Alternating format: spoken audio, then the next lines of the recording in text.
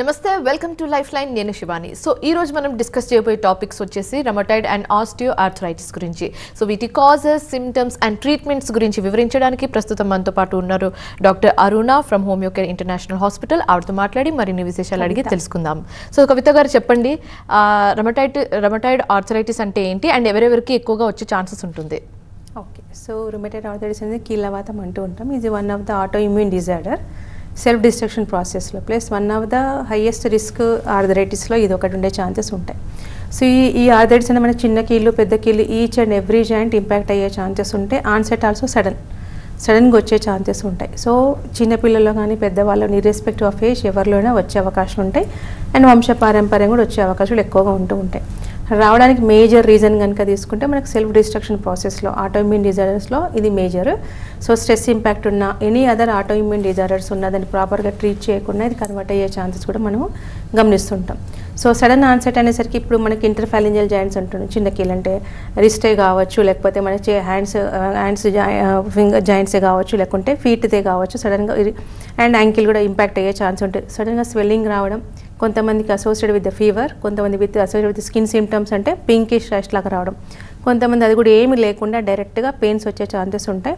సివియర్గా వాపు రావడం, సో సింగిల్ మూమెంట్ కూడా ఇబ్బందికి గురయ్యే ఛాన్సెస్ ఉంటుంటాయి. సివియర్గా swelling and stiffness and pain మూడు సడన్గా వచ్చే అవకాశాలు ఎక్కువ ఉంటాయి.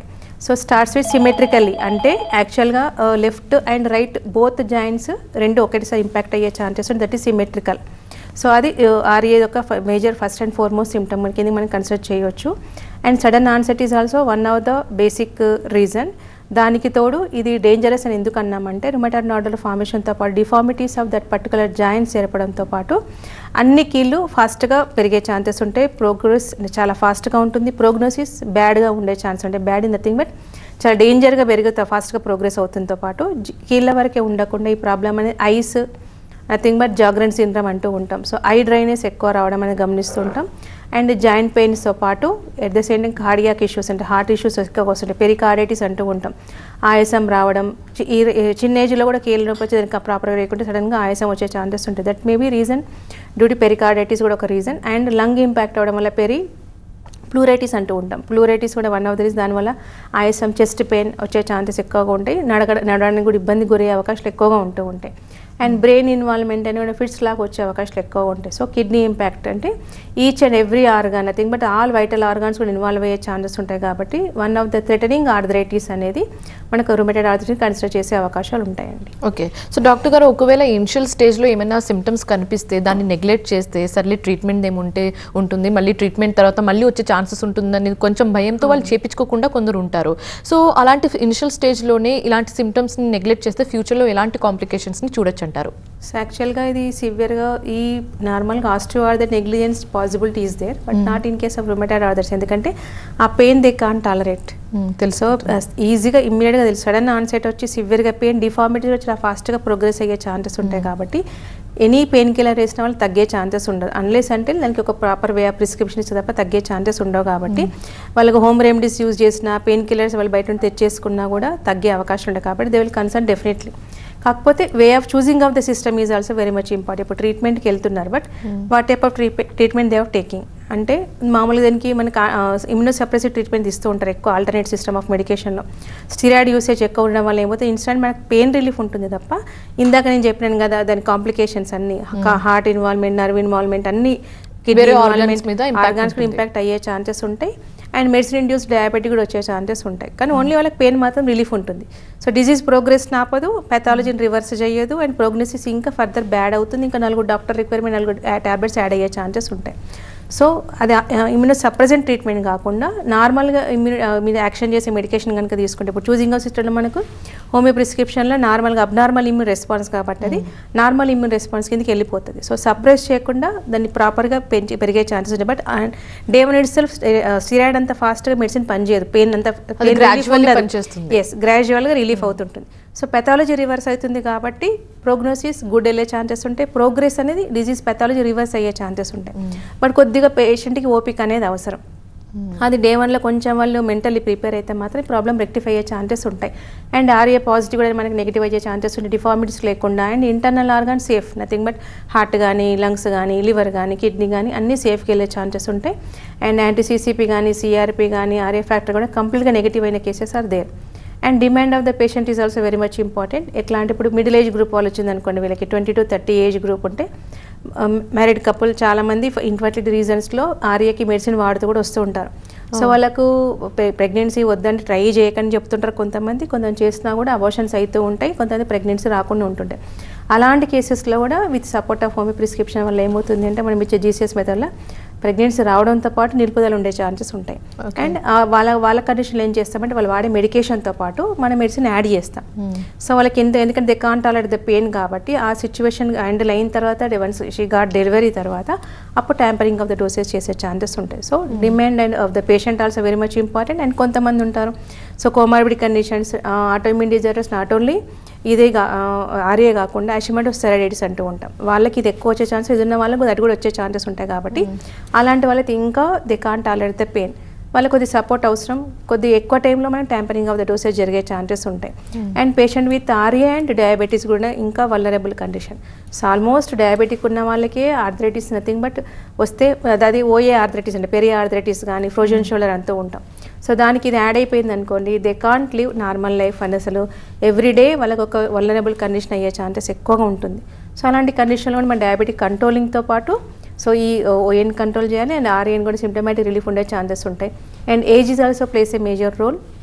వాళ్ళ బాడీ తట్టుకునే శక్తి కూడా ఉండడం పాటు మన మెడికేషన్తో ఇమ్యూనిటీ బూస్ట్ అవుతుంది కాబట్టి డిజీజ్ పెథాలజీ రివర్స్ అవ్వకుండా గ్రాడ్యువల్గా పెయిన్ తగ్గుతూ డిఫార్మిటీస్ ఆల్రెడీ ఫామ్ అయిన తర్వాత ఏ మెడికేషన్ మనకి హెల్ప్ చేయదు. బట్ బిఫోర్ డిఫార్మిటీ ఫార్మేషన్ కంటే ముందు వస్తే కనుక డెఫినెట్లీ డిఫార్మిటీ కాకుండా చూసుకోవడంతో పాటు గ్రాడ్యువల్గా డిజీజ్ ప్రోగ్రెస్ కంట్రోల్ చేస్తూ రివర్స్ కూడా మనం చేసుకోవచ్చు.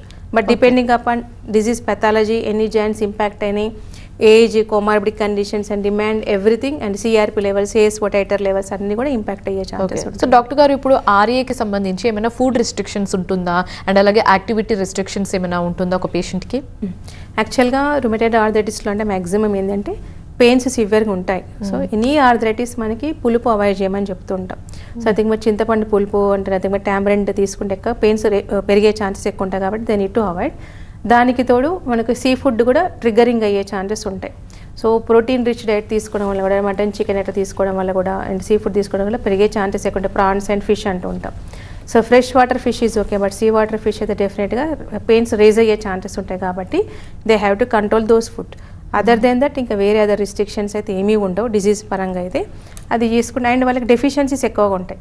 సో తీసుకోకుండా పదార్థాలు ఏ విధంగా ఉంటే తీసుకోవాల్సిన ప్రికాషన్స్ కూడా ఉంటాయి. ఎందుకంటే అనీమిక్ ఎక్కువగా ఉంటారు, కాల్షియం డెఫిషియన్సీ ఎక్కువ ఉంటుంది కాబట్టి calcium rich food they need to take, iron rich food వాళ్ళు తీసుకోవాల్సిన అవకాశాలు ఎక్కువగా ఉంటాయి. సో అది తీసుకుంటూ మెడికేషన్ కనుక వాడితే సో పెయిన్స్ తొందరగా తగ్గడంతో పాటు వీక్నెస్ తొందరగా తగ్గి ఇప్పుడు తీసుకున్న ఐరన్ సప్లిమెంట్తో మన మెడికేషన్ అబ్జార్ప్షన్గా పెంచే అవకాశాలు ఉంటాయి, కాల్షియం అబ్జార్ప్షన్ కూడా పెంచే అవకాశం ఉంటాయి కాబట్టి పెయిన్స్ కూడా రికవరీతో పాటు రివర్స్ అయ్యే ఛాన్సెస్ ఉంటాయి. ఓకే, సో డాక్టర్ గారు ఎప్పటికప్పుడు టెస్ట్లు చేయించుకోవాలంటారా ఆ పేషెంట్కి? అంటే ఏం డెఫిషియన్సీ లోపం ఉందో అనేది తెలుసుకోవడానికి? డెఫినెట్లీ. యాక్చువల్లీ ఇప్పుడు blood test is very much important in RA people.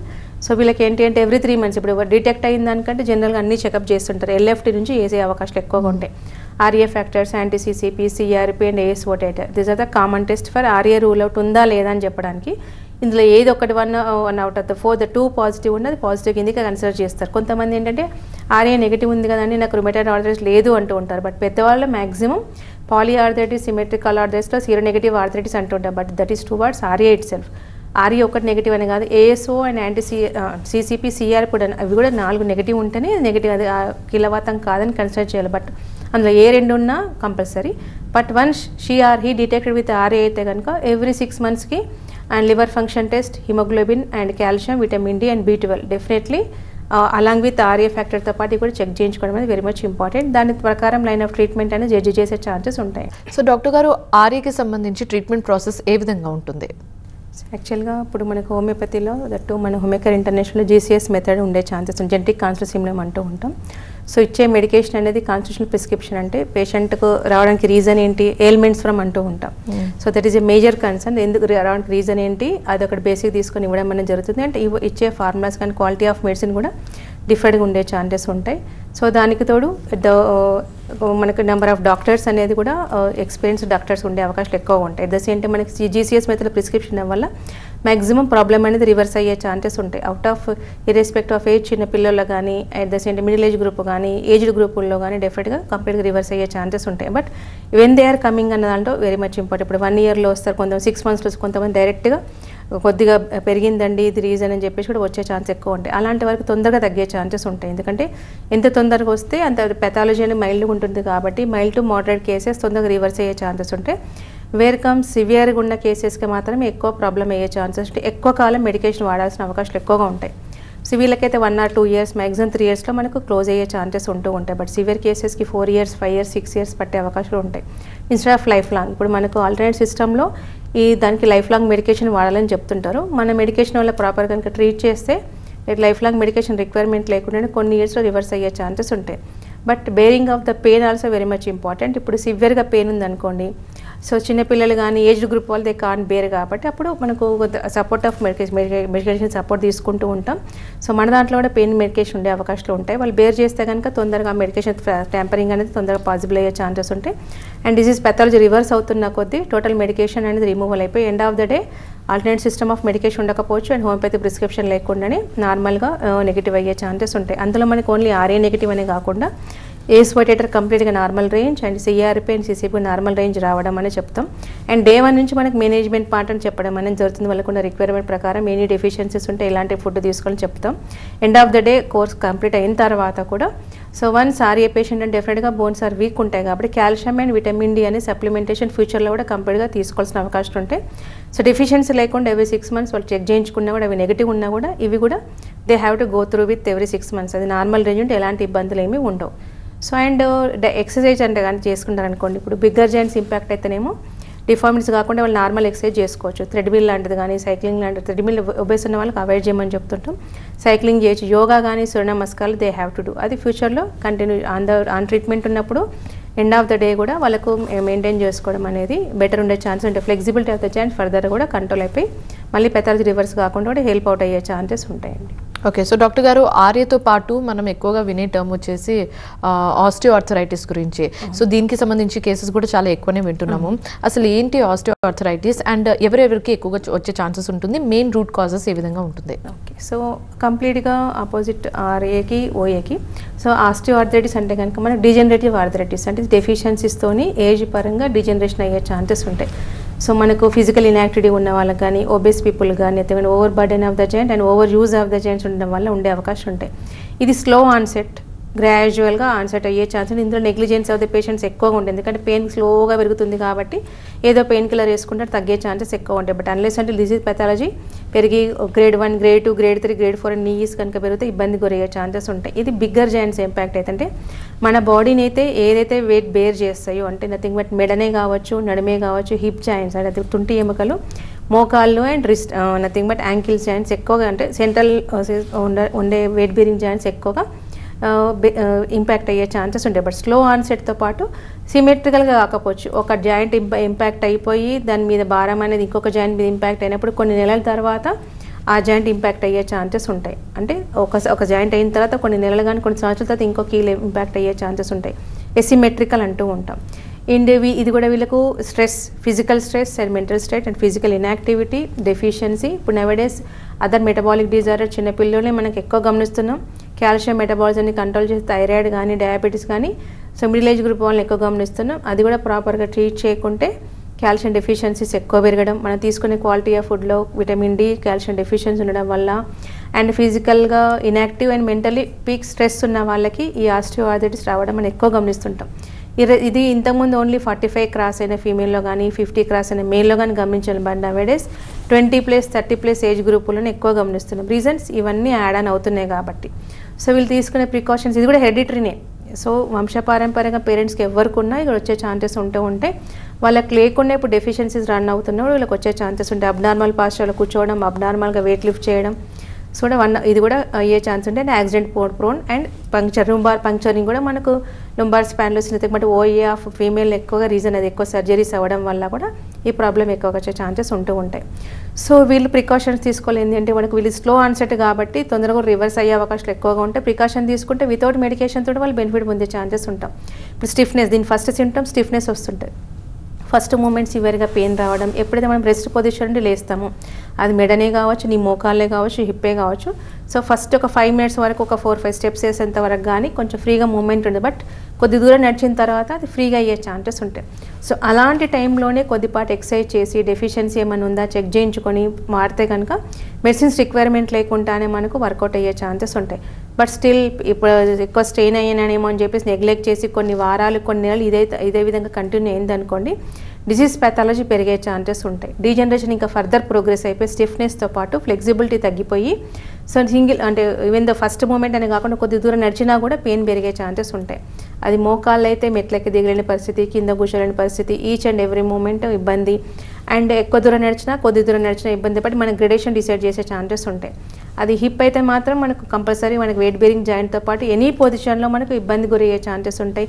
అటుపక్క తిరిగిన ఇబ్బంది, ఇటుపక్క తిరిగిన ఇబ్బంది ఉంటాయి. డిస్క్ ప్రాబ్లమ్స్ వల్ల అది ఇంకో ఇబ్బంది అయ్యే ఛాన్స్. నాట్ ఓన్లీ బోన్స్తో పాటు నర్వ్ ఇన్వాల్వ్మెంట్ కూడా ఉంటుంది కాబట్టి లాగడం కానీ, తిమ్మిళ్ళు రావడం కానీ, నెక్ అయితేనేమో గిడ్డినెస్ రావడం కానీ, మనకు చేతులు లాగడం కానీ, తిమ్మిళ్ళు రావడం కానీ, గ్రిప్ లాస్ కానీ, దీనికి నర్వ్ అండ్ మజిల్ వీక్నెస్ కూడా పెరిగే ఛాన్సెస్ ఉంటాయి. సో గ్రిప్ లాస్ అయ్యి సో స్లో అయినా కూడా ఇది కూడా మనకు థ్రెటనింగ్ కాకపోవచ్చు, లైఫ్ థ్రెటనింగ్ కాదు, ఇంటర్నల్ ఆర్గన్ డ్యామేజ్ చేయకపోవచ్చు. బట్ మనకి డిజేబిలిటీ అంటే రోజువారీ పనులు సరిగ్గా ప్రాపర్గా చేసుకోలేని పరిస్థితి, యాక్టివ్నెస్ తగ్గిపోవడం, ప్రాబ్లమ్స్ పెరిగే అవకాశాలు ఎక్కువగా ఉంటాయి. ఒకటే పేషెంట్లో 2 ఉండొచ్చు, ఆర్ఏ ఉండొచ్చు, దాన్ని ప్రాపర్గా ట్రీట్ చేయకపోతే it may leading to degeneration అయిపోయి ఓఏ కూడా ఉండొచ్చు. సో వాళ్ళకి 2 విధాలుగా మనకు ప్రాపర్ ట్రీట్మెంట్ ఇస్తే ఇది కూడా ప్రోగ్రెస్ రాకుండా కంట్రోల్ చేసి రివర్స్ చేయొచ్చు. Exercise is mandatory in these people, but obese కానీ కాదు.